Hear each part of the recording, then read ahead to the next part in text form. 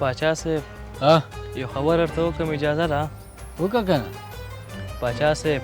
په ښار کې ورځ سربلې خلک یو د بل سره ډېر په بدنیتۍ او بخیلۍ سره ژوند کوي که د دې څه یو علاج وکړو نو دا خو کومه نوې خبره نه ده دا مرض خو په هر ښار او هر ځای کې موجود دی هر څوک بخیلي کوي نو دې کې څه دي پاچا صاحب خبره دې صحیح ده خو زموږ په ښار کې بدنیتي او بخیلي ډېره زیاته شوې ده هر څوک وایي چې میم زرما ټوله زما یعنې هر څه ځان د زما که داسې ده نو ته داسې وکړه چې لاړ شه ښار ته او د ټولو سختترین بخیلان او بدنیتان 2 کسان ما ته راوله چې زه معلومات وکړم امر دې پرځه کېږي پاچا صاحب زما په پاچاهۍ کې او دومره بخیلي او بدنیتي راځئ کینه پاچا صاحب هغوی دواړه دا دي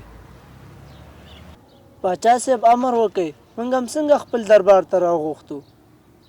تاسو ما د دې لپاره خپل دربار ته راوغوښتی چې زه غواړم تاسو ته انعام درکړم او کوم کس چې اول غوښتنه وکړي نو دې بل ته به زه 2 چنده هماغه شی ورکوم که هغه تاسو هر څه غواړئ نو مهرباني وکئ خپله م غوښتنه وکئ که زه د باچا صاحب نه ځمکه وغواړم نو زما ملګري ته به 2 چنده ځمکه ورکړي او دا خو زما په هغې نه پیرزو کېږي والله چې پاچا صاحب انعام راکوي ښه خو نه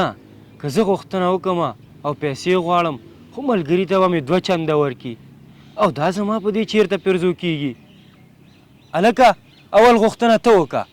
اول دې ته غوښتنه وکړه مړه اول یې دې ته خو وکړه ته دې اول غوښتنه وکړه که نه یار اول غوښتنه دې ته وکړه ته دې غوښتنه وکړه بس چپ شئ مړه ته غوښتنه وکړه او ته غوښتنه وکړه زما په دربار کې ناست او لانجې کوئ هلکه ته غوښتنه اول وکړه ښه که د باچا صاحب خبره اوس نه مني هم بده ده او که غواړم خو 2 چنده مې ملګري ته ورکوي څه ځان سره بنګېږي غوښتنه وکړه چې دا قیصه ختمه شي باچا صاحب زما دا یوه سترګه ړنده که یا د الله بنده نو سترګه درته ولې وړنده کم بل شی نه و چې غوښتلی دي ځکه باچا صاحب که زه ځمکه وغواړم نو ملګري ته به مې 2 چنده ورکې که زه نور څه وغواړم هم ملګري ته به مې 2 چنده ورکې او دا زما زړه نه مني نو ځکه درته یم باچا صاحب دا یوه سترګه مې زر وړنده که چې د دې ملګري مې دواړه وړندې کړي چپ شئ خدای م غرق که چې غرق شئ واقعا وزیره دلته خو بخیلي او بدنیتي د حد نه زیاته شوې ده نور چې هر څوک ګوري که نه او بخیلي او بدنیتي دې ورکړي وکړه شوټ اډر دی ولیه هلکه خاک شي رضا ای خدایم بیخ شین که